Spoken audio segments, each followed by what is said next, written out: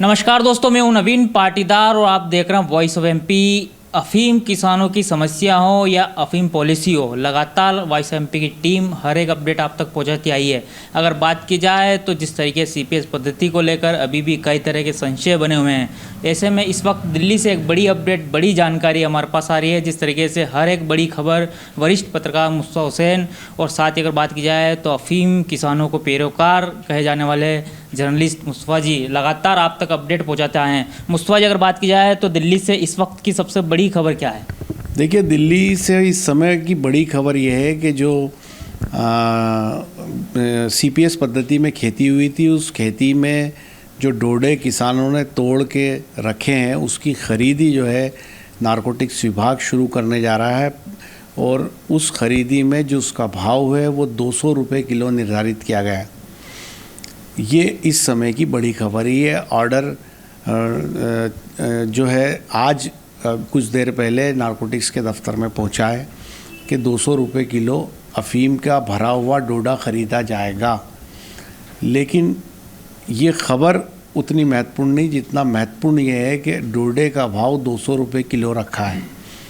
क्योंकि जैसा आपको पता होगा, हमने पिछले दिनों काफ़ी खबरें की है और उन खबरों में हमने जो देखा है कि नींबू जो है वो 400 रुपये किलो बिक रहा था। तो अब जाहिर सी बात है कि अफीम का भरा हुआ डोडा 200 रुपये किलो में सरकार खरीदेगी, केंद्र सरकार खरीदेगी। तो शायद ये खबर किसानों को नागवार गुजरे। इस पे रिव्यू होना चाहिए कि जब नींबू 400 रुपये किलो अभी बिका है कुछ दिन पहले, एक पखवाड़े पहले, तो फिर डोडे की कीमत जो है, अफीम के भरे हुए डोडे की कीमत 200 रुपये किलो।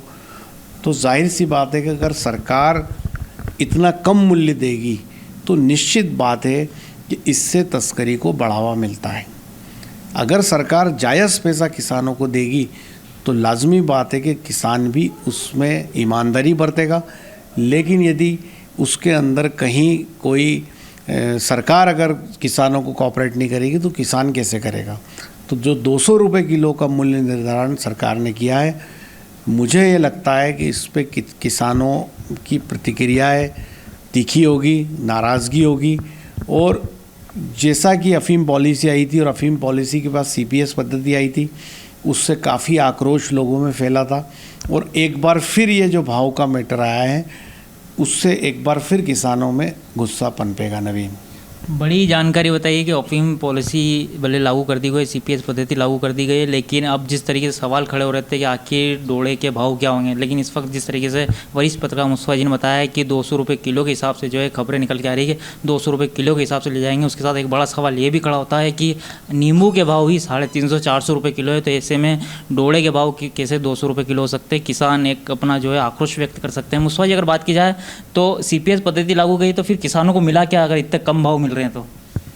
नहीं, किसानों को मिला क्या, लेकिन सवाल ये नहीं है। सवाल ये है कि सरकार ने ये दलील दी थी कि सीपीएस पद्धति को लागू इसलिए किया जा रहा है कि इससे तस्करी पे रोक लगेगी। तो अब सवाल ये बनता है कि भाई 14,000 बीघा में अरुणाचल प्रदेश में अफीम की अवैध खेती पकड़ी गई। वहाँ पे कई खेत ऐसे थे जो 100 बीघा के खेत थे, जहाँ 100 बीघा में अफीम का अवैध प्लांटेशन मिला है इसी नारकोटिक्स विभाग को। अभी आप देखिए, कल नारकोटिक्स विभाग ने एक केस किया है जिसके अंदर 38 किलो अवैध अफीम पकड़ी। ये अवैध अफीम नॉर्थ ईस्ट से आ रही थी, जो किशनगढ़ टोल पे इंटरसेप्ट किया उसको और उसको नीमच लाया गया और उसके अंदर गुप्त स्थान पर 38 किलो अवैध अफीम पकड़ी गई।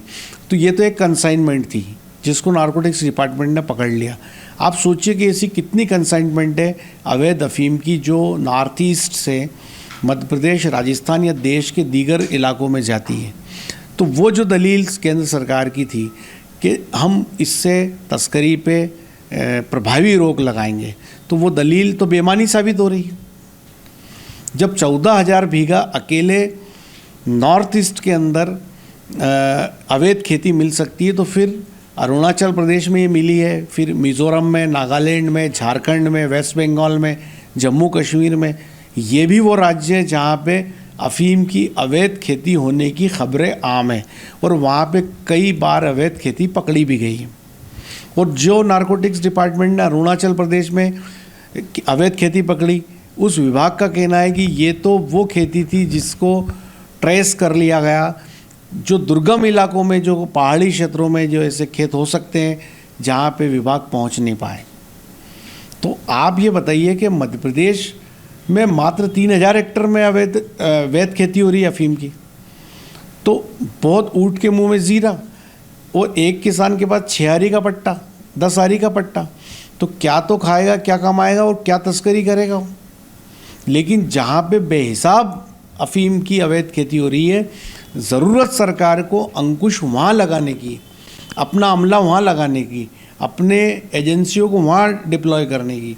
यहाँ पर तो जायज़ तरीके से अफ़ीम की खेती किसान कर रहा है, तो फिर आप जो कंसेप्ट लाए तो उसमें भी आपने किसानों को कहा था कि बेहतर दाम वो देंगे।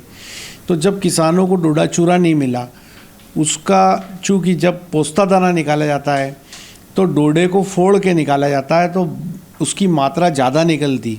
अब भरा हुआ डोडा में छेद करके पोस्ता दाना निकाला गया तो पोस्ता दाना भी उतना नहीं निकला जितना आमतौर पे निकलता है। और फिर सरकार का भाव भी 200 रुपये किलो।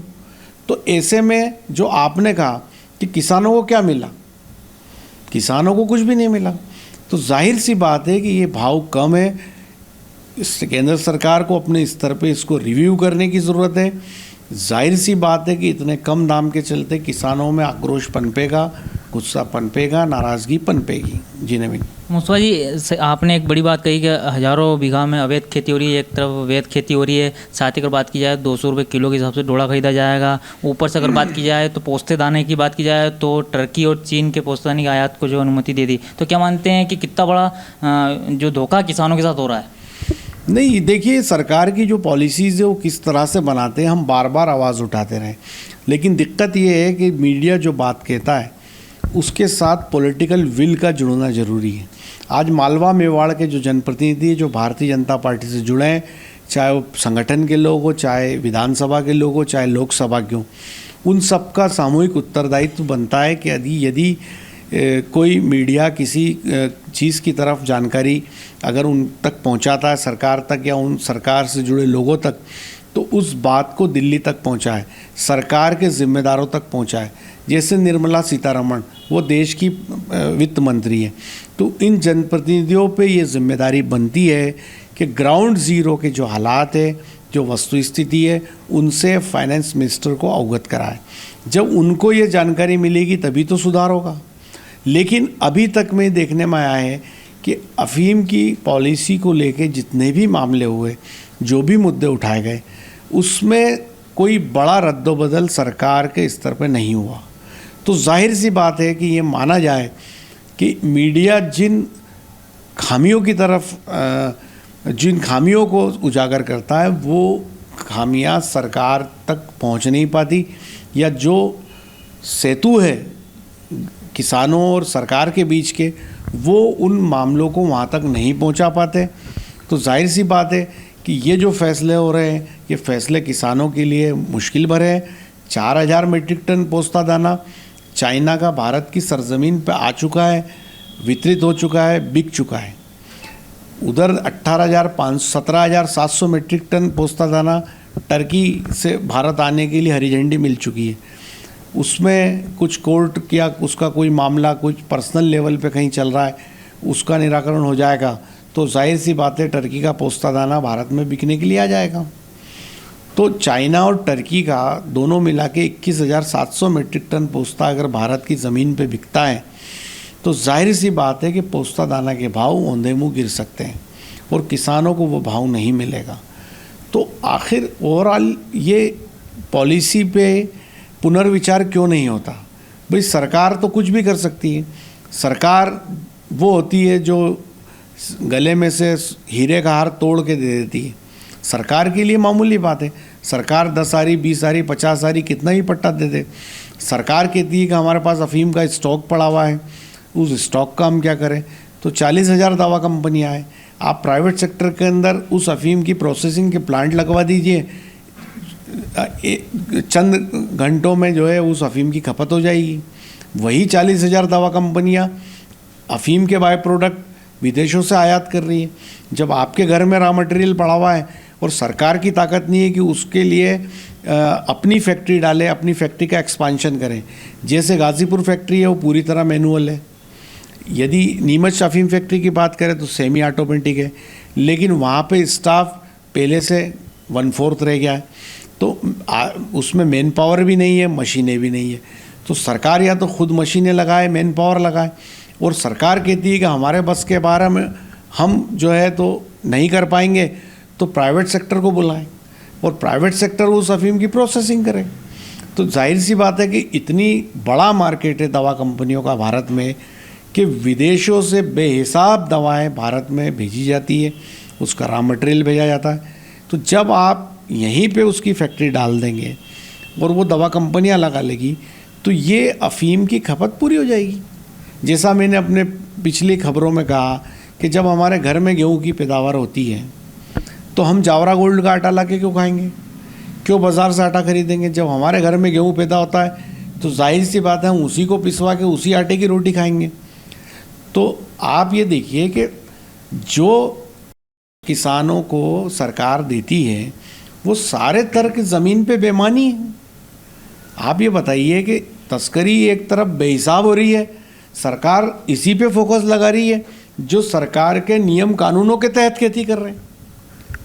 सरकार ये कहती है कि हम किसानों को बेहतर भाव देंगे, चलिए सीपीएस ले ली किसानों ने। अभी आप ये देखिए कि सोशल मीडिया पर कितने मतलब जिसे कहूँगा किस कदर भड़ास निकाल रहे हैं किसान, किस कदर प्रतिक्रियाएं दे रहे हैं। किसान आज भी इससे खुश नहीं है कि सीपीएस लागू की जाए, क्योंकि उसमें उसका खर्चा, उसकी मेहनत उतनी ही है, उसके हाथ कुछ नहीं आ रहा है। इसलिए किसानों का ये कहना है कि भाई ये, और आप देखिए अगर आप जो तर्क आप देते, चलिए आपने अफीम सहित डोडा आपने ले लिया, पर उसका उतना मूल्य तो किसानों को अदा कीजिए। अगर वो मूल्य ही अदा नहीं होता है तो आप ये बताइए कि फिर किसान सर्वाइव कैसे करेगा। और यदि ऐसा सरकार को लगता है कि भाई ये खेती बेईमानी है तो फिर खेती बंद कर देनी चाहिए। और दूसरी बात यह है कि एक तर्क मुझे आज तक समझ में नहीं आया कि एक मोटरसाइकिल से अगर एक व्यक्ति का एक्सीडेंट हो जाता है तो क्या पूरे शहर की मोटरसाइकिलें पुलिस बंद करवा देगी, सीज करा देगी, या उस ट्रैफिक व्यवस्था को सुधारने का प्रयास करेगी। यदि कोई व्यक्ति ओपीएम की तस्करी में इन्वॉल्व हो जाता है तो सरकार के पास इतनी एजेंसियां हैं, इतने विभाग है, उसका उपयोग करके जो व्यक्ति तस्करी कर रहा है उसको पकड़ें। वो सारे किसान तो तस्कर नहीं है। दूसरी एक बात यह है कि क्या जो जेन्युइन प्रॉब्लम है उसको अगर हम पटल पे लाते हैं, उसको सार्वजनिक करते हैं, उसको सरकार तक पहुंचाते हैं, तो ये मीडिया का काम है, दायित्व है। और क्या इसमें किसी का हित जुड़ा होता है? आप एक बात बताइए कि किसान हज़ारों की संख्या के अंदर अपनी तीखी प्रतिक्रियाएं सोशल मीडिया पे कर रहे हैं। किसान कहाँ कहने जाएगा? या तो आप वो जगह बता दो या कहीं रजिस्टर रखा हो तो बता दो, वहाँ की लिख देगा अपनी बात। आज की तारीख में किसानों के पास जो हथियार है वो सोशल मीडिया है। तो सोशल मीडिया पे किसान लिख रहा है, बता रहा है, आईना दिखा रहा है सरकार को, आने वाले वक्त के बारे में बता रहा है कि जब चुनाव होंगे तो किसान क्या करेगा। लेकिन ये जो बात है, समस्या अफीम की अपनी जगह है ही, इसके अलावा समस्या किसानों को फसल बीमे में भी है, गेहूं में भी है, अलसी में भी है, रायड़े में भी है। आप ये देखिए कि समर्थन मूल्य को लेके भी है। तो ऐसे तमाम मुद्दे हैं, तो रिव्यू करने की ज़रूरत तमाम मुद्दों पे तो है ही। लेकिन बात यह है कि किसान गुटों में बटा है, किसान अपनी एक कलेक्टिव आवाज़ नहीं उठा पाता है। जब कांग्रेस आयोजन करती है तो कांग्रेस का किसान आता है, जब दूसरे दल आह्वान करते तो उसका किसान आता है। किसान अलग अलग, सीपीएस वाला अलग है, पट्टे वाला अलग है, लांसिंग पद्धति वाला, 6 आरी वाला, 10 आरी वाला अलग है। तो कुल मिला करके इसमें भी कहीं ना कहीं ये है कि निश्चित बात है कि सरकार उस आक्रोश को महसूस करे या ना करे, सरकार से जुड़े लोग उसको महसूस करें या ना करें, लेकिन ये जो भाव आया है ये ऊँट के मुंह में जीरा है। और 200 रुपये किलो का भाव किसानों के गले नहीं उतरेगा। इस मामले में जो जनप्रतिनिधि है, जो सरकार से जुड़े हैं, और भारतीय जनता पार्टी की दिल्ली में सरकार है, बीजेपी खुद को अफीम किसानों का और किसानों का सबसे बड़ा हिमायती पार्टी कहती है। ऐसी स्थिति में उनको इस मुद्दे पे आवाज़ उठानी चाहिए। इस मुद्दे पे तमाम लोगों को एक साथ एक प्रेजेंटेशन दिल्ली में निर्मला सीतारमण के सामने रखना चाहिए कि ग्राउंड ज़ीरो के ये हालात है, ये स्थिति है और ये भाव जो दुरुस्त नहीं है, जायज़ मूल्य किसानों को दिया जाए। अब ये आने वाले वक्त में पता चलेगा कि वो जनप्रतिनिधि इस मुद्दे को कहाँ तक ले जाते हैं। वैसे इसमें रिव्यू की ज़रूरत है। किसानों को बढ़ाकर भाव मिलना चाहिए। किसानों ने ईमानदारी से सरकार के लिए काम किया, अफीम की फसल उगाई और सीपीएस के तहत उगाई, तो उनको भी उसका जायज़ मूल्य अदा किया जाना चाहिए। नवीन मुस्तफा जी, तो भी दो बड़े सवाल निकल के सामने आते हैं। एक तो ये है कि पहले ही तो पोस्ता दाना जो है उसके भाव नहीं मिलेंगे, वो टर्की और चाइना के आयात को लेकर जो है दरवाजे खुल गए। दूसरी तरफ अगर बात की जाए तो अफीम के दाम ऊपर से किसानों को नहीं मिल रहे हैं। तो क्या माना जाए कि अफीम के किसान खेती भी करे, ऊपर से जो है केस भी उन्हीं के बने और भाव नहीं मिले, तो क्या मानते हैं आपके पलायन तो नहीं कर लेंगे आने वाले वक्त में किसान? नहीं, निश्चित तौर पे जो सोशल मीडिया पे इस समय प्रतिक्रिया आ रही है, जो सैकड़ों किसान हम लोगों को जो मैसेज कर रहे हैं या सोशल मीडिया पे हमारे फेसबुक पेज पे या यूट्यूब चैनल पे, जाहिर सी बात है कि वो इसी तरह की बात कर रहे हैं कि वो खेती से मुंह मोड़ लेंगे, इस खेती को तिलांजलि दे देंगे। ये जो खेती है वो एक हमारे मालवा मेवाड़ की एक शान मानी जाती है। कई ट्रेडिशनल कई चीज़ें ऐसी होती है वो उस इलाके की पहचान होती है। जैसे भारत देश के अंदर कई बार जब जिक्र आता है कि भाई नीमच तो अच्छा जो सीआरपीएफ की जन्मस्थली है या जहाँ अफीम कल्टीवेशन होता है, तो आप कुछ लोगों को 24 घंटे इसमें तस्करी और यही चीज़ें दिखती है। मैं उनसे पूछना चाहता हूँ कि बताइए श्रीमान, ये 14,000 बीघा में अरुणाचल प्रदेश में खेती मिली। बताइए श्रीमान, ये जो कंसाइनमेंट नॉर्थ ईस्ट से अफीम की आ रही थी, बताइए आप, हसन हुसैन ट्रेडिंग कंपनी काबुल से जो 3,000 किलो हेरोइन जो मुद्रा पोर्ट पे उतरी, ये क्या है? इतनी बड़ी कंसाइनमेंट, इतनी बड़ी अवैध खेती, इतना ड्रग्स का ज़ख़ीरा कभी मालवा मेवाड़ में नहीं पकड़ा गया। इतनी बड़ी क्वांटिटी में कभी स्मगलिंग का कोई पुलिस या किसी और दीगर विभाग ने कोई इतनी बड़ी कंसाइनमेंट को सीज नहीं किया। तो आप ये बताइए कि आप किसानों के हित की बात जब आती है तो उसमें तस्करी घुस जाती है, अपराध घुस जाता है। तो फिर ये जो दूसरी स्टेट्स में बेहिसाब जो इलीगल जो क्रॉप हो रही है उसका क्या है? ये तो घोषित तौर पर नारकोटिक्स विभाग ने अपने आंकड़ों में अपने प्रेस रिलीज में बताया, वीडियो फोटो के साथ बताया कि 14,000 बीघा में अफीम की अवैध खेती उन्होंने पकड़ी है। अभी तो अन्य राज्य, झारखंड जाओ, वेस्ट बंगाल जाओ, मिजोरम जाओ, नागालैंड जाओ, आप जम्मू कश्मीर जाओ, वहाँ पे मिलेगी। वहाँ सैकड़ों बीघा में हो रही हुई जैसी खबरें आती, तो उसके बारे में क्या कहेंगे? ये किसान तो इतने फंदे गले में लगा के एक 6 आरी के पट्टा, 6 आरी क्या होता है? 1 बीघा के अंदर का 1/4, इतनी सी में क्या तो वो पैदा करेगा, क्या चुराएगा, क्या छुपाएगा, क्या बेचेगा? ये जो अफीम नॉर्थ ईस्ट से यहाँ आ रही है, क्यों आ रही है? उल्टा गंगा क्यों बह रही है? बताइए आप। चूँकि ये अफीम की ट्रेडिशनल खेती है, ये एक मान अपमान से जुड़ी खेती है। किसान जब अफीम की पूरी जब वो पैदावार करता है और उसकी औसत नहीं बैठती है, तो जो खबरें हमारे पास है वो ये है कि किसान इस शर्म में कि उसका पट्टा कट जाएगा, उसकी बेइज्जती हो जाएगी, ये अफीम उल्टा करके, कुछ किसान हो सकते हैं जो ये करके उल्टा देते हो, तो आप इज्जत बनी रहे। और किसान हमारा इज्जत के लिए मरता है, इज्जत के लिए जीता है। तो सरकार को आर या पार का फैसला लेना चाहिए। बार बार सरकार ये दुहाई अगर देती है कि उसके किसी काम की अफीम नहीं है, उसके पास इतने टन अफीम रखी है, तो सरकार को एक आदेश निकाल देना चाहिए कि खेती बंद।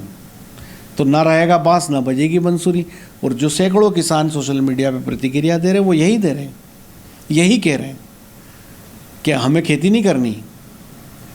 तो सोचना आप जनप्रतिनिधियों का काम है, जो यहाँ का रिप्रेजेंटेशन करते हैं सरकार में, जो सरकार का अंग है, वो तमाम लोगों का फ़र्ज़ है कि वो एक डेपुटेशन केंद्रीय वित्त मंत्री के पास लेके जाएं और ग्राउंड ज़ीरो के हालात से वो वाकिफ़ कराएं। यदि मालवा मेवाड़ के सांसद एक होके फाइनेंस मिनिस्टर के पास जाते हैं तो निश्चित सुनी जाएगी उनकी।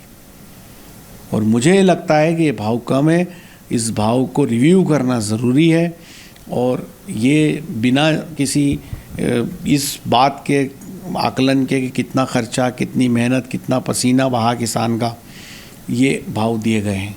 अब आप ये बताइए, किसान अगर 60 किलो डोडे तुलवाता है तो 200 रुपये किलो से कितने रुपए हुए? आज कितने दिन उसने इस काम को लेके मेहनत करी और उसके एवज़ में कितने रुपए उसको मिलेंगे? तो कुल मिला के एक बड़े रिव्यू की ज़रूरत है। वो भाव के अंदर भी है, एनडीपीएस एक्ट के अंदर भी है, अफीम पॉलिसी के अंदर भी है और उस पर बात करनी चाहिए और किसान को भी जागरूक होना चाहिए। और सबसे ख़ास बात यह है कि जो तमाम किसान इस समय हमारे चैनल से जुड़े हैं, उनसे अनुरोध है कि हमारी ख़बरें आपको सच्ची और अच्छी लगती है, आपको ये लगता है कि हम आपकी आवाज़ हैं, आपको लगता है कि हम किसानों के हक़ में बात करते हैं, तो आप हमारे YouTube चैनल को ज़रूर सब्सक्राइब करें, हमारे फेसबुक पेज को फॉलो करें, लाइक करें, हमारा जो वीडियो है उसको अपने दोस्तों तक पहुंचाएं, शेयर करें।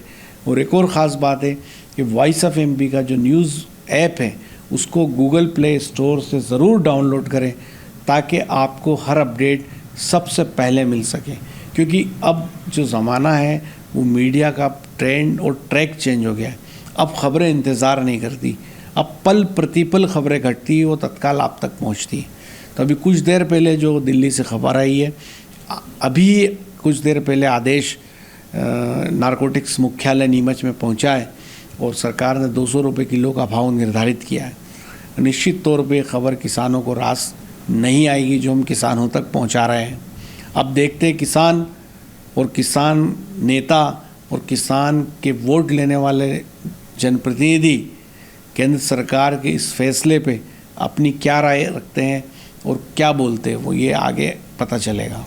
तो ये थे वरिष्ठ पत्रकार मुस्तफा हुसैन साहब, जिन्होंने बताया किस तरीके से अफीम नीति को लेकर और अफीम पॉलिसी को लेकर किस तरीके से सरकार ने काम किया है। साथ ही अगर बात किया है सीपीएस पद्धति में किस तरीके से डोड़े के भाव सरकार ने तय किए हैं, ये आप तक पहुँचाएँ। अगर इसमें सबसे बड़ी बात निकल के है कि 200 रुपये किलो के हिसाब से किसान का डोड़ा लिया जाएगा। और दूसरी तरफ अगर बात की जाए तो मुस्तफा जी ने ये भी बताया कि नींबू ही जब 300 से 400 रुपये किलो है तो एक बड़ा सवाल सरकार के सामने और खड़ा होता है कि आखिर इतना कम भाव किसानों को क्यों मिला। ये था अब तक का अपडेट। इस तरह के अपडेट के लिए बने रहे हमारे साथ। जय हिंद, जय भारत।